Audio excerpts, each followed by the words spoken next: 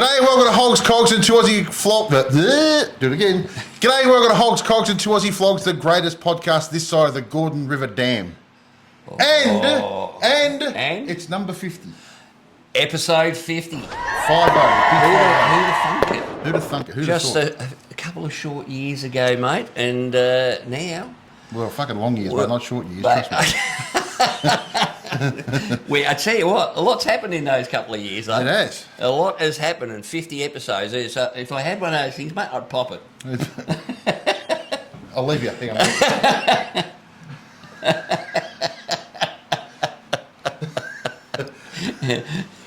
So, 50 episodes. Blake wants to pop his thing, And mate. this one's going to be a cracker, mate, because I'm the one today to get we're going to concentrate on Tassie. Yes, As you map. all know, we had a couple of weeks off because we've been over in Tassie, mate, and we did a little bit of riding. Just a bit. Just a little bit of riding. Holy stuff, arseholes back then. Hey, I'll tell you what, there was some, mate, lots of fun. So this, I think, we're going to call the Tassie episode, mate. Yes. But there's also lots more, so hang around, and especially hang around till the end, because we've got something we really, really want to show you. Yep. All right? Mate, the trip over, once again, You know was easy. It was, wasn't it? It was very easy. I think having a cabin makes all the difference, mate. I've done it both ways, and I'd never not do it with a cabin ever again. So if you're thinking of going to Tassie, pay the extra. Yeah, it is a fair bit extra, but, you know, to be able to have... Well, mate, actually, on the way over, I could have slept in... after we had a couple of us had a couple of drinks on the way over. Just a couple. Yep. And I slept really, really well. No, it was... look, for those who haven't been, it's a really well-oiled machine. They basically drag all the bikes to the front, so you go on first. They've got blokes that they tie your bike down. Yeah, they strap it down, and they do a bloody good job too. They do a really good job. They do.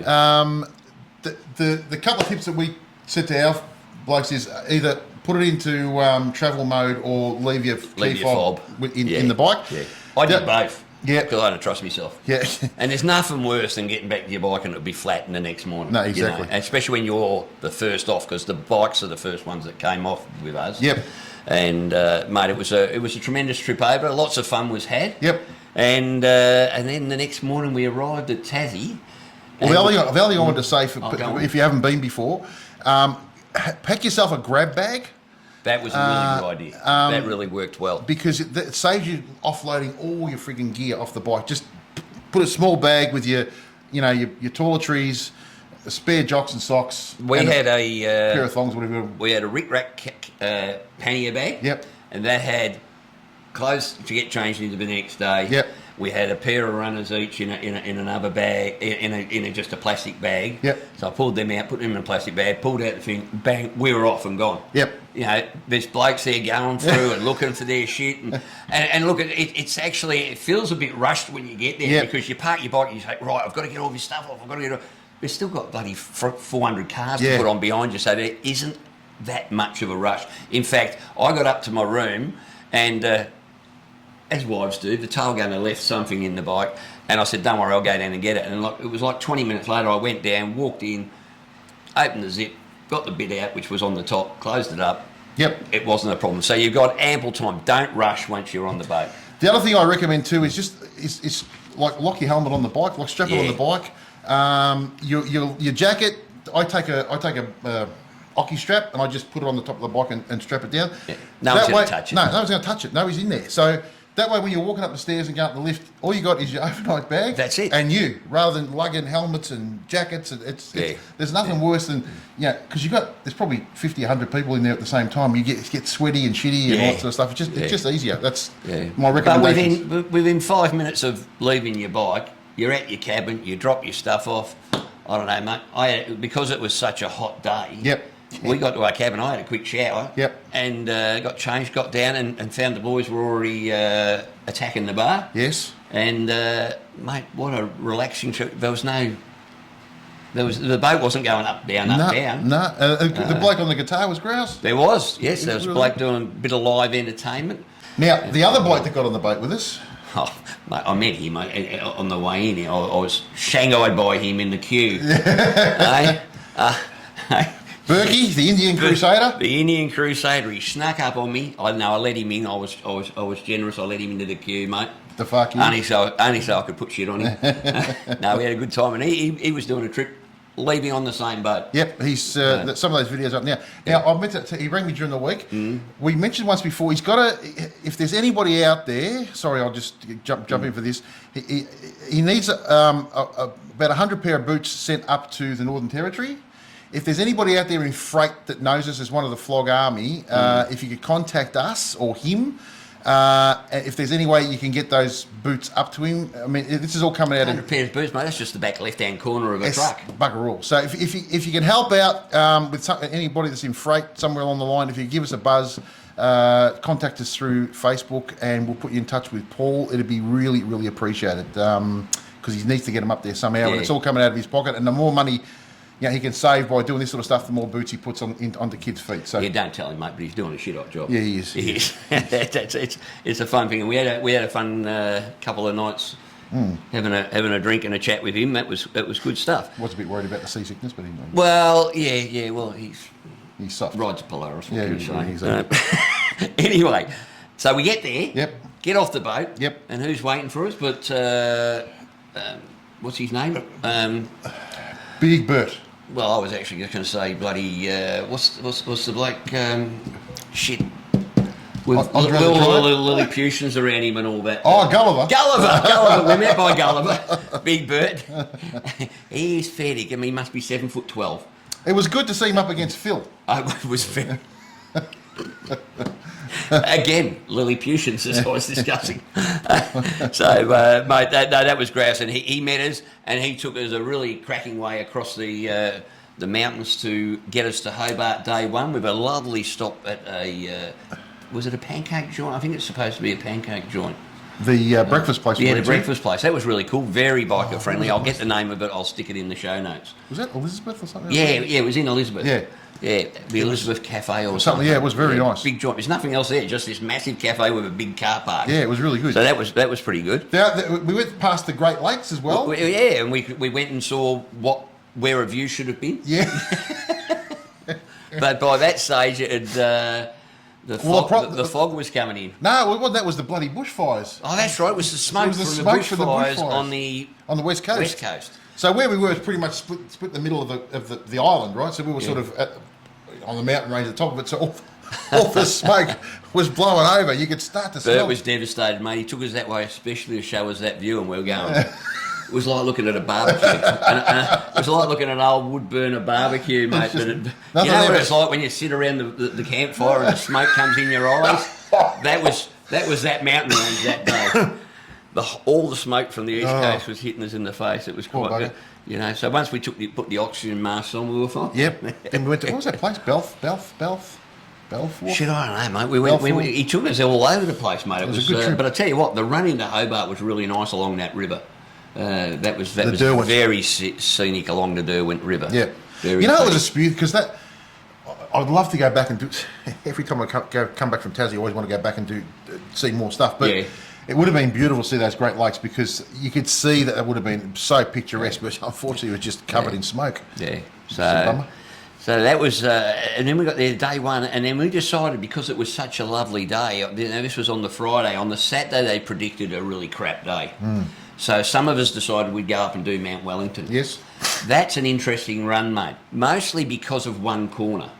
There's a corner that you come around and you have to actually, it's not even a hairpin, so the other road comes into it like this, and it's on a downhill off camber. It's as worse a corner for a motorcyclist, especially to get out of. Yep. And, that was, mate, putting the big bikes around that corner, because you stop and going up is not too bad, but on the way down, you get to it, and if there's nothing coming, it's great. You can take it really wide and drop it. Well, I knew one of the guys wasn't too keen on that corner. I said, look, I'll make sure it's clear and you come in beyond. But someone went through first, and then I went to go through, and suddenly a car came around the corner going a little bit too quick. So I had to stop, and mate, I've got the tail gunner on the back. Yep. The left-hand leg went down, And I've got to tell you, it's the first time I've ever felt the new hip actually didn't feel like it was part of where it should be. Because I swear to God, I think it nearly split the bone in half, mate. It was horrid. Yeah. And then the car went by and he looked at me as if, what are you doing like that, mate? What I'm doing, mate, is I'm nearly frigging dying. But the ride up was fantastic. It's become really rough, that bit of road, but it was a whole lot of fun anyway. And there's no, half of it hasn't got guardrails, half of it have now put guardrails on. But it's well worth going to the top of Wellington if you're there, because the view of Hobart is phenomenal. Yep. If you go on the right day. Yep. Apparently the next day it was totally, you couldn't see a thing. Yep. The day we were there, it was absolutely crystal clear, and it was a ripper run up and back, quite frankly, apart from said one corner. So we had a ball there. And then Saturday was basically really shit weather. So it was a pain in the ass because It kept promising it would get to the top of Mount Wellington and just sit there. And it stopped. Yeah. So we're actually sitting there expecting a torrential downpour, and all we got was a little bit of drizzle, and we could have gone out and done a couple. Well, we couldn't have, because everywhere else was actually pouring with rain. Like Bruny Island was stuffed. Yeah, if we'd have gone to Bruny Island, we would have got poured on. The only place that was safe was like Hobart was in its own little thing where it wasn't raining. Yeah. But it was frustrating to sit there. So that would be another hint. If you're going to be there, especially if you're going to do it the way we did it, and we spent 3 nights at Hobart and 3 nights at Launceston. Yep. 4 nights at Launceston. Have an ulterior plan in case you have one of those days, because trust me, you don't want to go riding around Tassie in the piss and rain. Nah. Yeah, it's just it's that twisty and that. You can do it, but it's not going to be fun. Yeah, and it's going to be dangerous. Yeah, it is. Because there's a lot of roadkill. Yeah. A lot of very flat roadkill. Have you ever seen roadkill like it? No. Like, apparently they go around and clean it up every day. Well, Christ, there's a lot. It's very hard to go more than about 300 metres without seeing some poor dead critter. The other thing that with talking about the roads now is the speed advisory signs. They're not advisory. Do that. They do that. Like over here in Victoria, we all know that the speed advisory signs are just a hint. Yeah. At where you should be around about. No, if it's a 40-kilometre corner in Tassie, do 40. Do 40 or less. Yeah.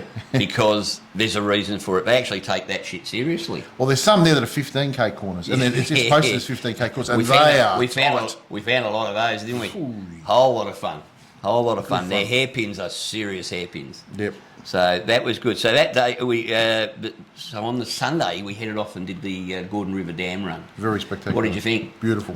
Rode in. Very good. Rode in from Hobart, and all you got to do is stick it in your GPS. Put in Gordon River Dam from Hobart. It'll take you. It took us back down alongside the Gordon River. Yep.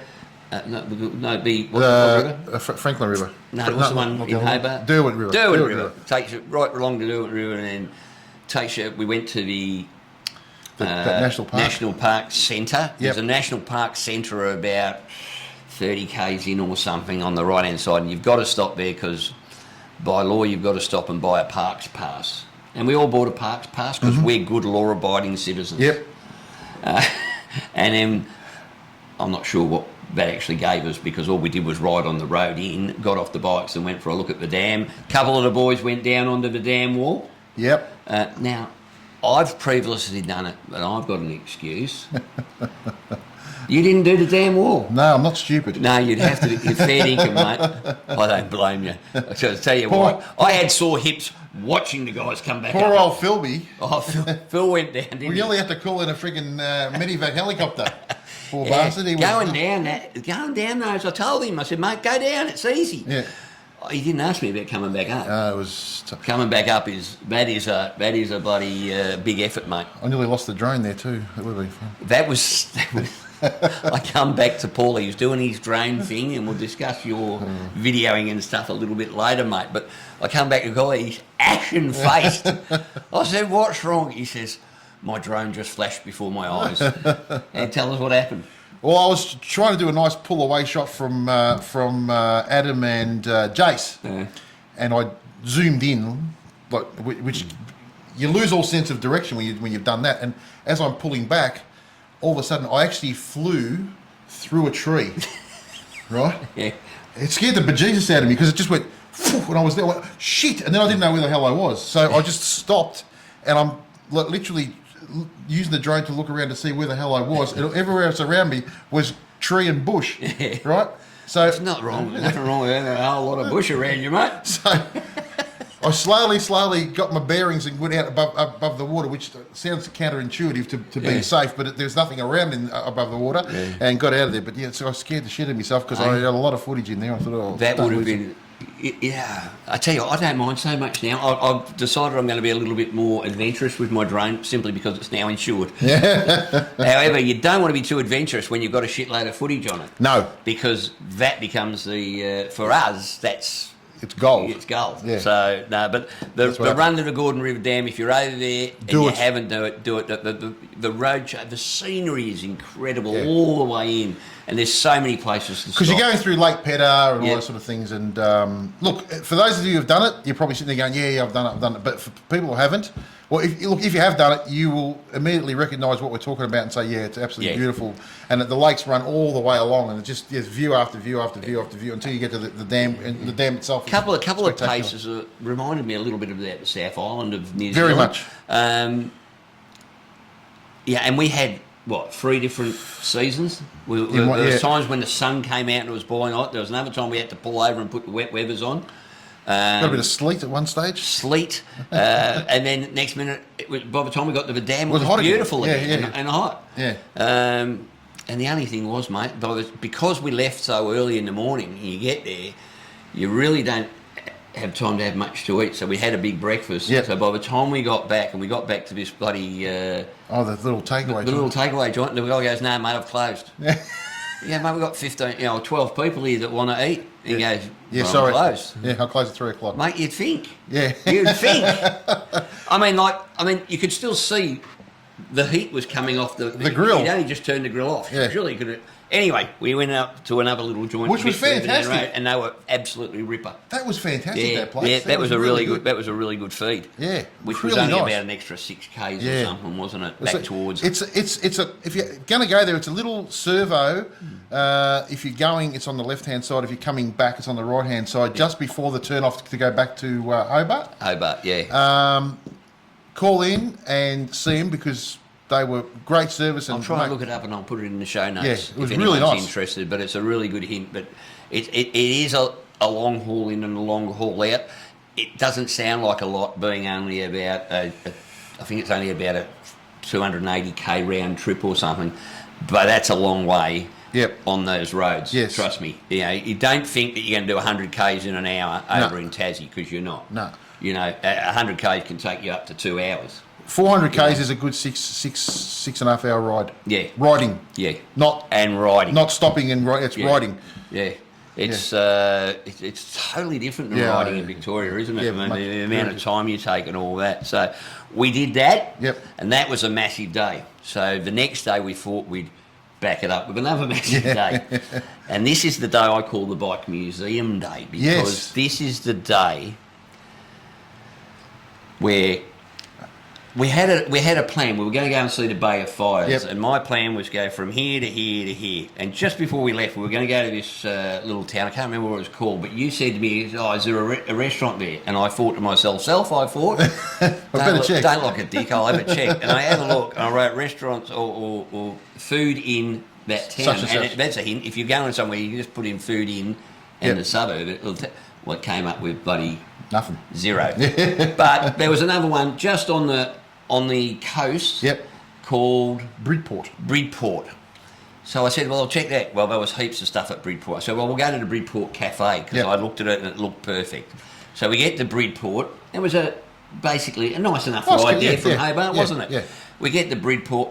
We're going to have morning tea / breakfast there. Which is a coastal town. Lovely little coastal town. We sit down, beautiful. A little old lady walked up to one of our crew and said, do you guys... interested in seeing the museum? Interested in seeing the bike museum. We go, what are you talking about? Yeah. This was when we'd left Launceston. Anyway, so we go, yeah, that sounds interesting. She said, well, there's a flyer there. And I looked on the flyer and it had an old bike and it said, if you like old bikes, call this number. Tank. Call Tank on this number. Yep. So I give Tank a call, didn't I? Yeah. And Tank goes, yeah, I'm just down at the bridge. Have a look on the left-hand side, there's a big blue ram, I'll meet you there. Tank meets us at the front door. Now, where we're at is the old shipbuilder's yard. Yeah, shipwright. It's an old shipwright. Yep. And he meets us at the door, has a check, tells us, oh, look, he doesn't take any money for going through, but if you want to leave a donation for the local, I think it was the Lions Club or Rotary Club or something, you can leave some money, and please sign the guest book. Oh, we can do that. So he takes us through, mate. You go through the offices. And I'm thinking... yeah. What's this is going to be shit. This was it was just there was crap everywhere. It was a boatyard. Hey, it was a working office, mate, and it was a working blue class office. It wasn't a working white collar worker office. There was piles of shit everywhere, and then we out the back into where they built the ships. Yep. That was like the average garage on steroids, wasn't massive. it? And the only thing you could say, there was no boats in there at the time because he's stopped working recently. He's Steel everywhere. retired. Steel everywhere. You see blokes welding and stuff. And all you can see is this big staircase. And I swear, it was on an 85-degree angle, this staircase. A big metal staircase, and it went up there. And at the top, it just said the loft. Yep. And the loft is the name of this place. So he says, okay, up there. So we all go up, and he gets up the top, and he opens the door. Well, mate. Holy snapping dog shit. If you're going to Tassie and you're anywhere near the North Coast, near Bridport, it opened up, it was like... We'll put some footage up here, you'll see it. But yeah. It's just incredible. Mate, but I don't know, I was gobsmacked because I was not expecting that. I can't believe the White Shadow is going to there, one of, 15 or 16 in the world. Yeah. That would be worth, I don't know. Oh, mate. Which is, this is why you've got to take every opportunity when these doors open to go and have a look at these places, because we've been to a couple that have been, that wasn't worth our time. Yep. But then you get you still got to have a look. This was a gem. Yeah. This was a gem, and he started it 6 months ago building the loft. Yep. Putting the mezzanine floor in and decorating it, and the bikes have only been in there about 12 weeks, 3 months. 3 months, yeah, 3 months. Well, the only reason it's there is because the council couldn't get their shit together. That's right. Give him a building permit. Wouldn't let him have a building permit. So he said, stick it up your ass, I'll do it myself. Yeah. But you just got to go. I mean, those bikes were just insanely good. I could have spent all day there. Well, and of course, I think you could have too, and some of the women were looking at us going, they're old bikes. Yeah. We're going, well, I know but it wasn't only that, mate. Wasn't only that. It was the fact that you had an artist in that drew the murals on the wall. And how about the push bike he had up high? Yeah. That a couple had ridden the two push bikes from England to Australia on. Via China. Asia. Yeah. And with all their worldly possessions. Motorised push bikes, and they're like 100 years old. I think they ended up in Brisbane or something. Amazing. Back in the late 1800s. Oh, mate, talk about itchy boots. Holy crap. That was unbelievable. Wouldn't you love to go back and talk to some of these people, mate? Yeah, imagine doing that. You reckon they'd need more than a Corbin seat, mate? Jesus Christ. Now, let me just, speaking of which, I've just mentioned Corbin seats. I've got to tell you, you had yours on for the trip. I had mine on for the trip.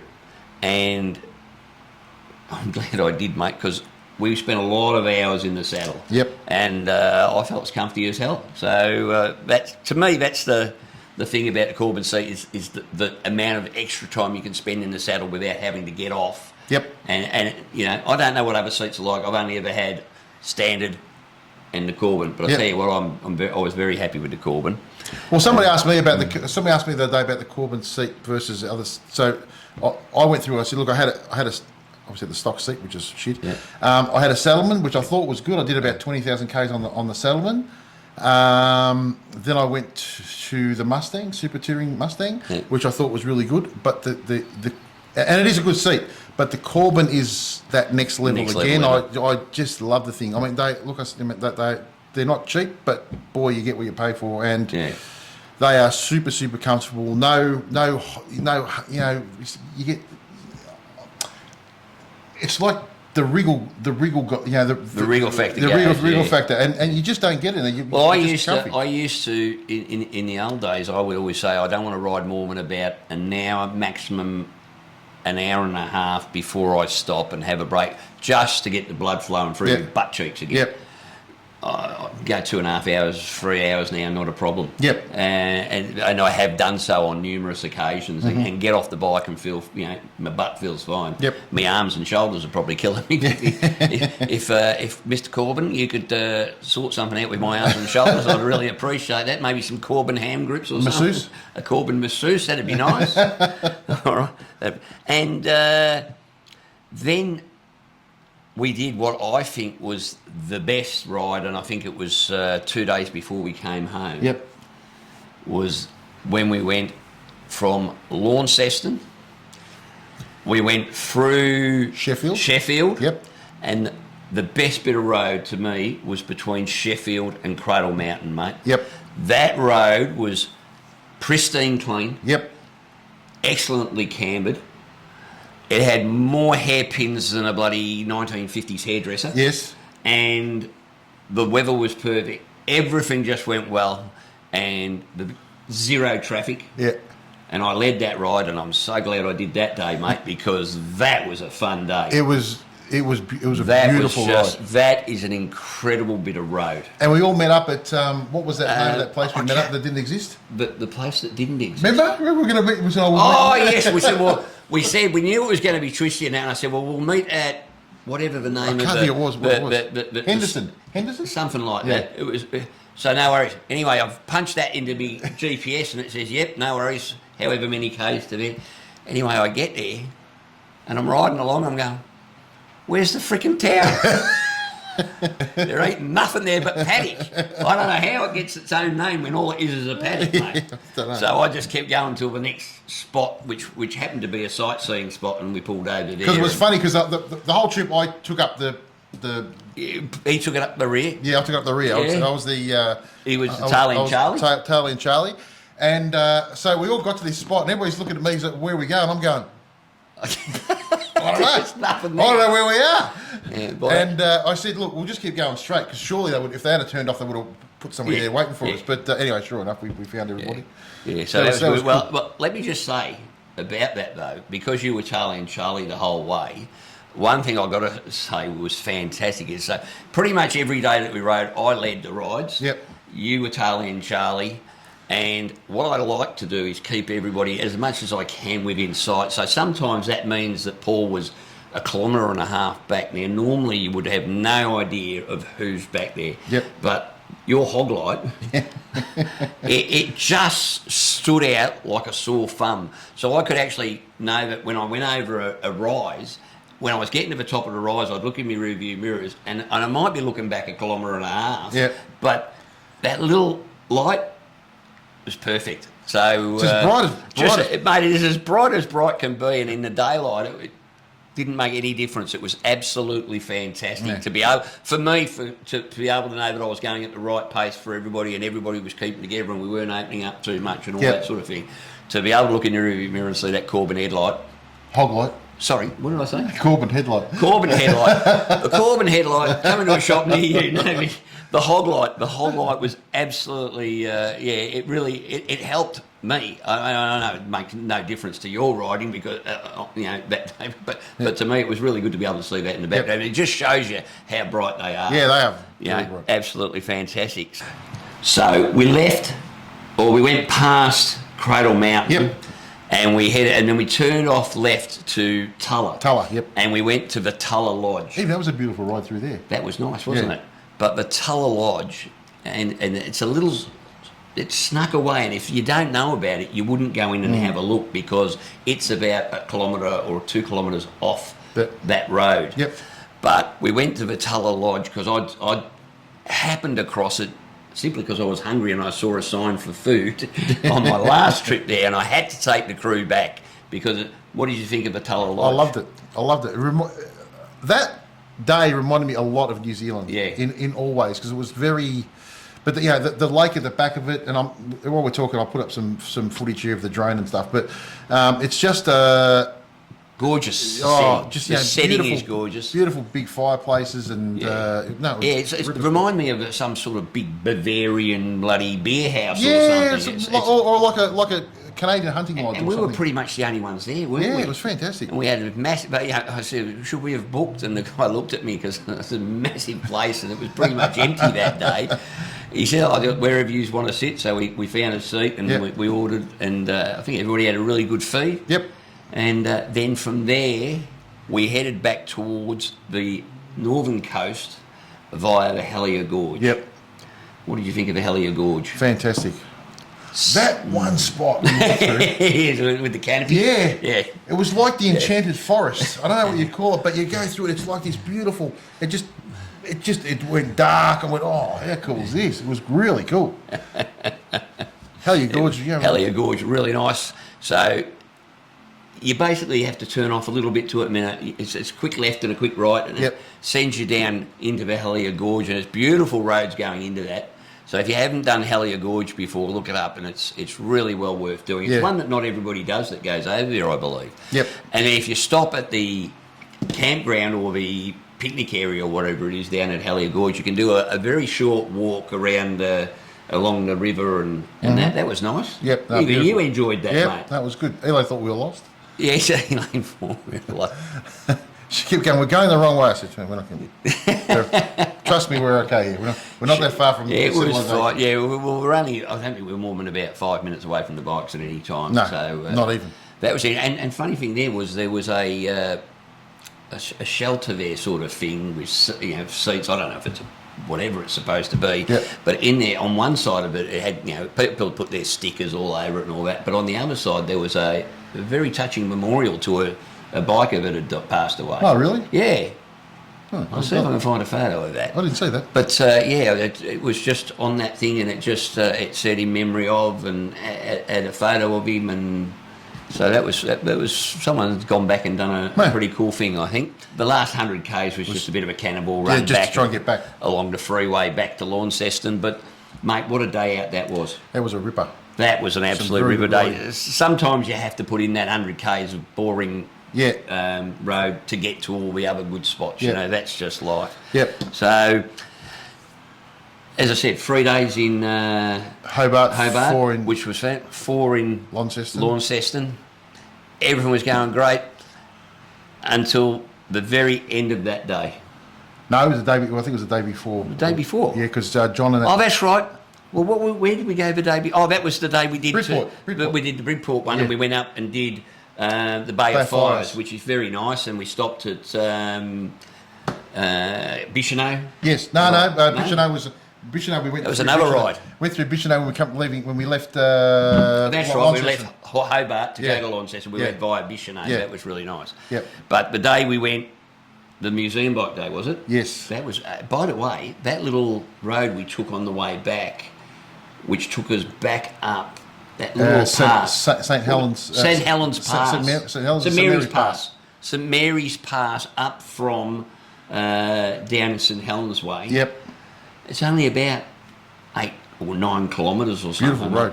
What a nice little bit of road that was. Yep. Eh? And everything was going swimmingly. Everything was going swimmingly that day until well, if you want me to take it, I was actually... Go for it. You were there. We were coming into Launceston, and where we were staying, which was at the Penny Royal Leisure World, or whatever it was called, we were about 800 metres from home. Yep. And there's 3 lanes all go the same way there, right? And John, or Aquaman, and Yana were in the middle lane. I was in the left-hand lane. I think Phil was just ahead of us. Anyway, John was going to go to the supermarket, so he pulled into the right-hand lane, and as he's pulled in the right-hand lane, and there's a bloke in the middle lane who traffic was building up and lost patience. So he's got out and floored it. Straight along the side of the street light. Straight into John and Yada in the street light. And all I saw was them flying in the air and landing. And I thought, oh, shit. Because I saw Yana's feet go in the air and she landed on her back. And John was up like a ninja. Yeah. A very tall ninja. A very tall ninja. Pulled her up, said, you're all right. I could hear him say, you're all right, you're all right, you're all right. And she didn't know whether she was all right or not. we all stopped, got off, got the bike off the road, got them off the road. Which one thing that pissed me off was people continued. No one stopped. No, everybody just continued to drive around us like we were in buggerance because they were on their way home. It's like, guys, we're trying to pick people up off the road here and get a bike off the road, and you're just driving around us like we're witches' hats, right? Yeah. Some people are shit. The peanut that hit him said, "Oh, you hit me." Bullshit. And I'm not insured. Yeah. But that was the first thing. But fortunately, we had 2 witnesses that saw the whole thing that were independent witnesses that And saw everything. said, "You're full of shit, mate." Yeah, full of shit, mate. We saw everything, and they gave statements to the police and everything. Literally, within 50... Well, I rang you and said, listen, this is what's happened, because you'd already gone ahead. And you said, oh, shit, I'll come back. Within 5 minutes, the ambulance was there, the police were there, and a bloke from Richardson was there. Was there. And he saw us and said, oh, shit, you need us to come and get the bike? I said, oh, mate, if you wouldn't mind, it'd be great. The van, the Richardson's van, was there within 12 minutes. Yep. John and Yana got loaded into the ambulance. They went to the hospital. The hospital was about 100 metres across from where we were. Yep. The coppers were there within about a minute of the ambulance. I got to tell you, mate. I thought it was Doogie Howser rocked up, mate. They were young. He looked about 15. I think one of them didn't shave yet. but they were very, very thorough and good. Yep. And they got all the details. They even went across the road and checked out video security cameras and stuff. So to the young 2 constables from... Well done. From Launceston. Good job. But the guy was a prick. Yeah. Clearly. Didn't even come to see Apparently me. he bought a shit box the day before and hadn't even insured it yet. Yeah. And didn't come and see if they were all right, didn't apologise, didn't do nothing. Just sat there, just like he was basically ran over an ant. Didn't give a shit. Yeah. And he was lucky to be still walking, to be honest. Long story short, though, they're both 100%. Yep. No injuries really, except some bruising and minox, which could have been so much worse. It just, 2 seconds later, John would have turned straight in front of that car. Yeah. And then we would have been looking at a whole lot of bigger problems. Yes. So it was lucky. Thank God, no. Going back to Richardson's though, they turned up with the van. I loaded the bike in the van, which is a bit. And this was the day before we were going to do a meet and greet at Richardson's. At Richardson's. Day before. Yeah. So we loaded the bike in and tied down everything. Anyway, John went down the next morning to see, because there was a lot of damage. Pannier, I'll put a couple of photos up. The pannier was the brake master cylinder was split, stuffed, brake pedal, throttle, front batwing fairing stuffed, front guard smashed, fork tubes. Anyway, a lot of damage. It didn't look that bad until you started looking. Yeah. And then there's a lot of damage that is... It's mostly brake superficial, pedal. though, apart from the brakes. Yeah. By 1 o'clock the next day, the bike was rideable. The guys at Richardson's... Unbelievable. Oh, my God. Amazing. They had it all up and running by 1 o'clock the next day. They took parts from new bikes, old bikes. Stock. Yeah, stock, pulled the guard off, bashed the guard out, got it back working, and they were able to ride the bike home. Yeah. It was incredible. Richardson's Harley-Davidson. Oh, mate, how good were they? Really? And they do this on a regular basis, and we were talking to Simon, the owner of Richardson's Harley-Davidson. He says, look, what happens is when something like this happens to a tourist, we know that tourists are the lifeblood of not only Tasmania, but of his business. Yes. So they will actually ring people who've got their bikes booked in, other Tasmanians, and this is a big shout out to the Tasmanian bikers, and go, listen, we've had a tourist come down, we need to do A, B, C and D to get him on the road and get him back on the boat. Can we put your bike off until later on in the day or till tomorrow or something? And he says 85% of the time they say, sure, go for it. Yep. And the guys at Richardson's, they went... above and beyond. Well above and beyond. Yeah. Above and beyond. And I've got to do a big shout out to Cole at Geelong too, because obviously you gave him a call. Yeah, he said straight away, whatever you need me to do, I'm happy to help. Whatever I can do, I'll help. So, and he's doing it at the moment for John. So, again, independent dealers, mate. Yep. Absolutely. I can't speak higher enough. I already had a massive opinion of Richardson's Harley after my last trip. And I did a thing on the tour we did there.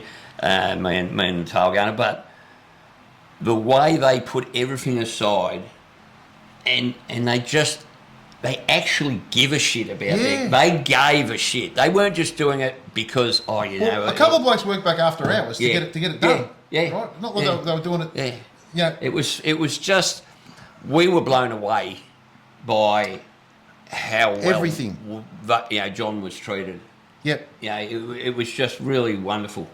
It was, and at one stage, I heard Yana go up to Simon and say, me personally, I just wanted to say thank you for what you did for us. Yeah. And he goes, listen, you don't have to thank me. That's what we do. Yeah. Right? Which was telling. Mate, massive shout out. Yeah. I just couldn't speak any higher of the weight. From the moment that bloke walked up to, even the guy that walked up to us in the car park, he wasn't like the tow truck guy that's trying to get a tow.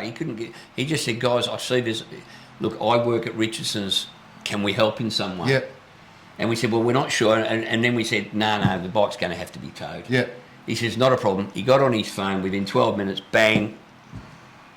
Mick yeah. was there. With Mate, all the crew at Richardson's, thank you very, very much. Yeah. And tell you what, it makes you want to go back to Tassie, mate, because, yes, that was only down the road from them, but we were hearing stories of blokes 100 k's away. But 200 k's away. Yeah, they send to the other side of Tassie to pick up their bikes from. Yeah. And that's just what they do. And incredible. The service was incredible. I tell you what, I can't speak highly enough, mate. It was absolutely fantastic. Now on that, we did a whole tour with Simon, which was fantastic. Yeah.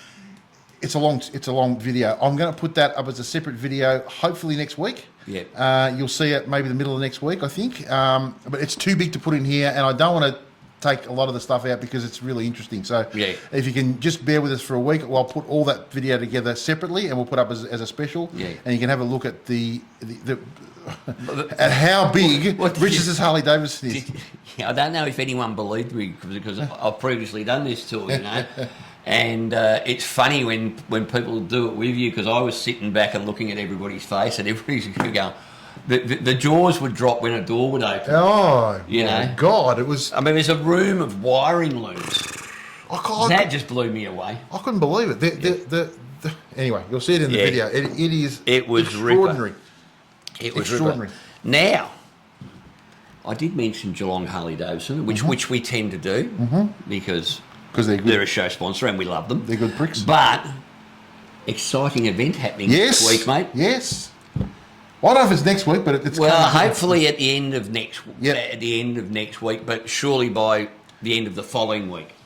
We had breakfast with Aaron. Aaron from Resurgence Jeans. And Geelong Harley-Davidson are now stocking Resurgence Jeans. So you can actually go in to Geelong, try them on, buy them, order them, whatever you need to do. But they will be in hopefully by the end of next week. As soon as they come in, we'll put up a thing on the Facebook page. On the Facebook page, yeah. And let you know. And we'll go down there and do a bit of a show down there to let everybody know that they're down there. But exciting news.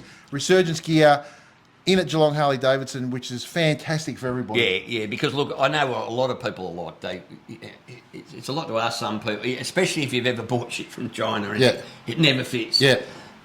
I can tell you what, there's never any problem with Resurgence Jeans, because if it doesn't fit, Aaron says just send it back and I'll... Yep. But you won't even have to go through that grief anymore. No. You can just nick down to Geelong, find the ones you like, put them on, take them home. Yep.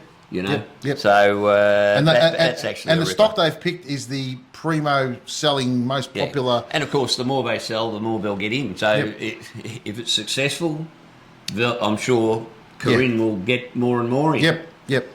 But trust us on this one, Corinne. But it's fair to say, like we keep saying it, they are the most comfortable, and for women as well. They got them in for men and women. There's the women's. I think they're putting in the women's leggings, which sound like a pair of leggings, but they're not. They're really not. That's what Lisa wears, and Elaine as well. Yeah, they both got them, and we wouldn't let her. Elaine actually crash tested hers, so she did. Yes, the things we do for a cause. Took one for the team. But what about the crash? Yes, She took one for the team, just being with me, mate. Yeah. 100%. So that was great. Now, we'll finish up on Tassie. All we can say, mate, is Tassie was unbelievable. Go. If you haven't done Tassie, you've got to go. It's every biker should go and do Tassie. Yep. Every motorcyclist should go and do Tassie, and every pillion should be on the back of a motorcyclist doing Tassie. Yep. As far as I'm concerned. Or the motorcyclist. Well, yeah. Oh, now, speaking of which, you said we're going to do a different video on the tour of Geelong, of Richardson's Harley-Davidson. Yep. Paul also vlogged the entire trip while we were there, and that is going to be exclusively on the Harley Roadshow. Yep. All right? So you won't see that on here, but in a couple of weeks, and you're on a time frame, mate, get your ass into gear. You got nothing better to do. Yeah.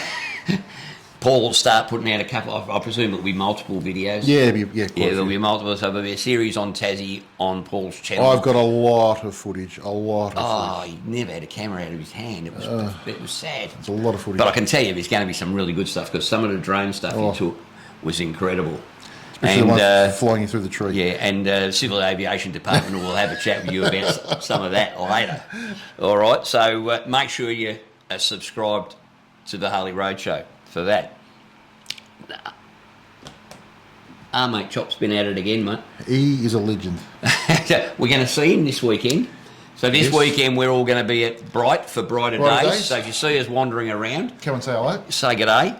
But and Chop's coming down from Sydney with the gorgeous Miss Christie. Yep. But the other week we showed you that they were doing the Formal Project. Now, the Formal Project is a charity that helps either disadvantaged kids or kids that have been bullied and all sorts of things with being able to go to school formals and that. And it's a fantastic project.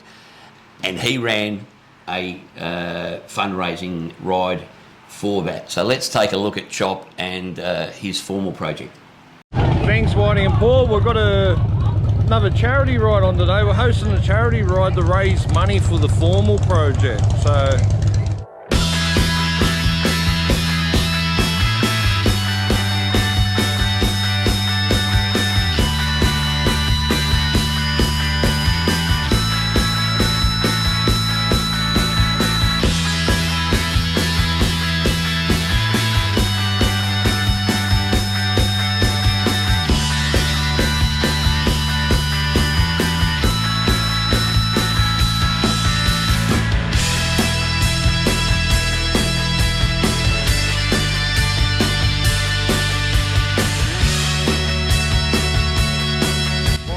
rolling in, now they're starting to do the top car park. Well, what I tell you, I think it's going to be a big one. It's still a bit before we leave.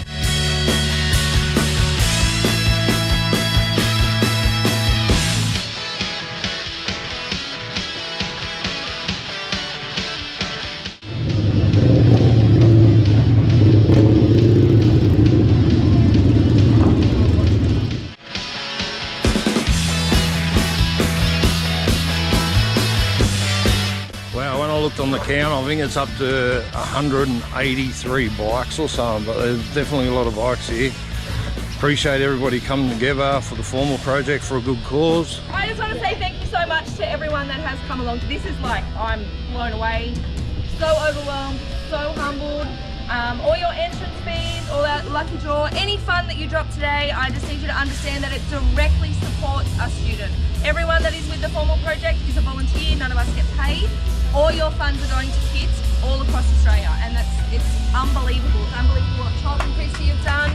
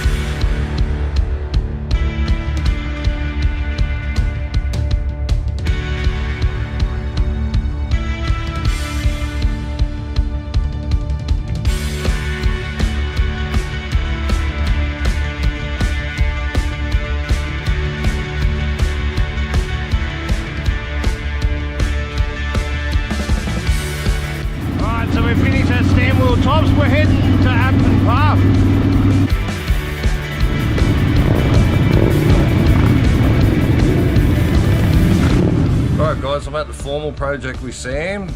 We've done a full total of what was raised for the ride. All right, Sam. Okay, guys.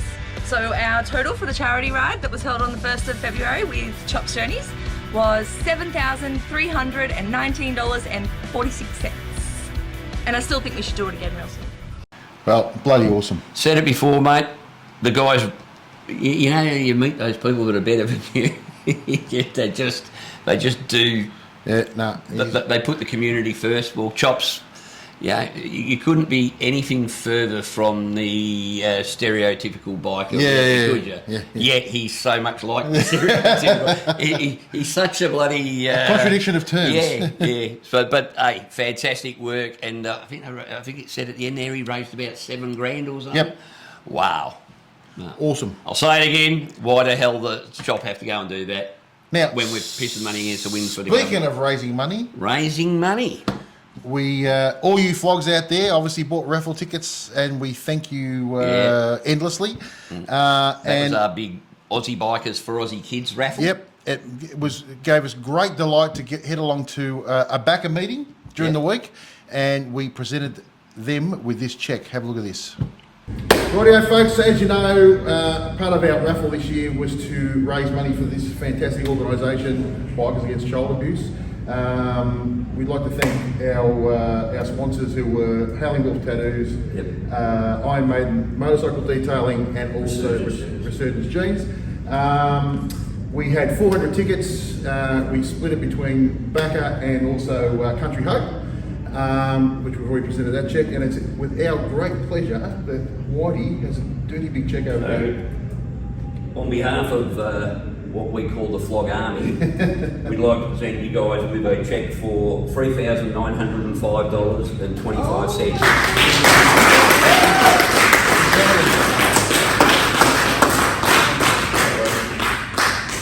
All right. So we sincerely hope that it goes towards important stuff, and it really helps you guys, all you guys do what you do best. And for us, it was just such an easy thing to organise, to select. And if we can help it any other way, please reach out. We're happy to kick in and help you whatever way we can. Thank you very much. Thank you so much. Thanks to the Flog Army as well. Did a great job. Mate, I'm blown away by the work they do. Yep. I mean, those guys, they put in hundreds of hours, and they do so. Yeah, the thing I found interesting was the amount of training they do. They basically have to be in it for about 15, 16 months before they even get a sniff of doing the job. Yeah. They've got to go and do all this training, and they do probably more training than a lot of people that are actually managing kids for a living. Yeah. Yeah, no, I was. It was great to be welcomed along. We were lucky enough to sit on their meeting. They had a new bloke, was like a prospect or whatever you call it, and it was very interesting. And the training and the stuff that they got to go through was eye opening to me. I thought, geez, that's a lot of time, But good luck to them. If you're the sort of person that thinks that they've got a shitload of time, because it is not a small commitment, mate, but it's a massive commitment, and they do a fantastic job. So good work, the guys from BACA, and we were proud as punch to be able to hand that cheque for $3,905.25 to them. Fantastic. Now, the Facebook group, mate, it's getting bigger. Sure is. But it could be bigger. Yep. And I don't know if you know, if you look up Hogs, Cogs and Aussie Flogs on Facebook, we've got the Facebook group. If you're not a member, join up. We don't inundate you with stuff, but it's a really good way of us being able to communicate with you. Yep. So what we're going, we often will do little, we might do a little raffle through that, or some fundraising through that, or all sorts. Some things that are too. Places we're going to be. Where we're going to be, all sorts of things like that. Things that are coming up that you can come along to. So you get added extra for free, as is this channel is free. Yep. It'll never cost you a cent. So we just encourage you to join the Facebook group, because what it is, it's becoming a community on its own. Yep. It's absolutely fantastic, mate. Now, talk about community of bikers. The other weekend, I went to a thing called the Redback Rally. Yep. The Redback Rally's been running 32 years. Me and the tail gunner went along, And we've put out a video on that, mate. Yep. Which went out yesterday morning. Is Going well. Going real well, actually, mate. Yep. And the fun and the hijinks. We'll put the Link a little up, link yeah. up here or something, or maybe have a quick look. And while I was there, I caught up with a bloke and his trike. Yep. So talk about a trike. This was a serious trike. Take a look. All right, so I'm here with Goat, and one of the things we've been trying to talk about on the channel a little bit more is trikes and the like. And mate, have you got a trike? Tell us a little bit about it. It's an Australian-made trike, Oz trike. Yeah. Made up on the, in Gosford. Now, do they run a VW motor, or they used to at one stage? Yeah, What's this one running? Yeah, no, up there, this is a VW. Yeah. It started out as a 1600. Yeah. Straight out of the factory from Hobart. And then the guys down in Bayswater, I put it in there and they rebuilt the engine. It's now 1937 CC with weighted lobes on the crankshaft, and it goes like a rocket. Well, mate, she looks like she goes like a rocket. And is this just for yourself, or do you do trike rides or anything like that? Or? I was a member of the National Three Wheelers. We all ride together in Victoria, and my wife loves it. She's always on the back. Well, I tell you what, mate, the one thing you don't have to worry about is storage space. And another thing you don't have to worry about is the wife's comfort, because I reckon she's pretty comfortable on the back there, mate. She's pretty happy. It'd be like that. It's like a bloody royal throne back there, my friend. She lives the life. Yeah. Life of Riley, mate. Well, mate, thanks for showing us the bike, mate. She's an absolute ripper. No worries. Cheers. Wow. That's a wicked bike. I tell you what, if you've got to go to a trike, that's the one to go to, mate. I tell you what, I was a little bit concerned, actually. Lisa was looking at that back seat like it was... Longingly? Longingly, mate. But I tell you what, that rally, the Redback rally, I've got to say, shout out to the organisers. Magnificent, absolutely fantastic. There's a couple of things that have come out of that. I've made a little purchase, mate. Yes. Which is going to help me and the tail gunner, because we're going to be going to a lot more local rallies. Yep. But that's supposed to be the second biggest in Victoria. So we're gearing up for the biggest, which is in November. What's that one? That's called the Fish Holes Rally. Oh, yes. That's been going 42 years. Yep. So... Because we were thinking about starting the rally as well. Yeah. The arseholes rally we were going to do. You and me. We'll just hold that in your driveway. Yeah, just us. No, well, look, sticking our finger up it was the wheel. fantastic. If you want to take a look at the Redback Rally, jump onto that Harley Couple YouTube channel, which is my YouTube channel. I'll put the link in the show notes to the video as well. Have a look at that, and you'll see all the fun. I tell you what, mate, I was all right the whole weekend. The wet t-shirt contest was very successful. Yeah. But when they did the wet willy contest, you opted out. I opted out of that, mate. Cold water. It was a bit cold, as one bloke showed. In no uncertain terms, you're a sick man. But mate, what a ripper weekend! And you know what? I like it because you knew that it was going to be an interesting rally when you rolled up, and at the entrance, you come down a dirt road. At the entrance, they had this massive white tent and then a massive white canopy that you could park under in the shade while you paid your money to go in and that. And in that white tent, they had about an 8-foot by 12-foot air conditioner running off a generator for the girls. Yep. And they had misting water Yep. in the canopy so that you could cool down when you got... Mate, I've worked for companies that didn't look after you that well, and I thought, shit, this is going to be good if this is out. And it was a ripper. We'll be definitely back next year. So the Redback Rally, Yep. run by the Skeeter Grimshaw Tourers. Okay. So shout out to their organisation. One last thing, Yep.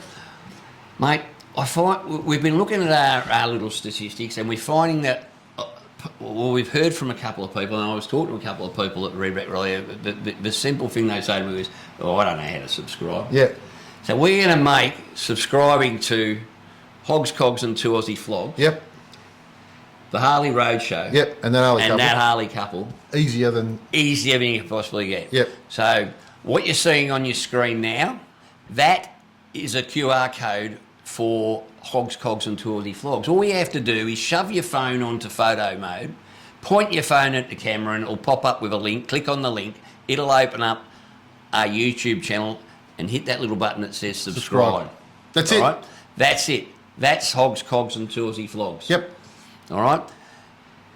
If you want to join my channel, same thing. Same thing. Here's the QR code for that. All right? So all you have to do, again, use your camera. It'll bring up automatically. They bring up the thing. Click on the little thing that pops up. It'll open up the channel. Hit the subscribe button. You're done. Yep. You never have to do anything else. It'll never cost you a cent. Nope. All right. And now, here's the one for the Harley Roadshow.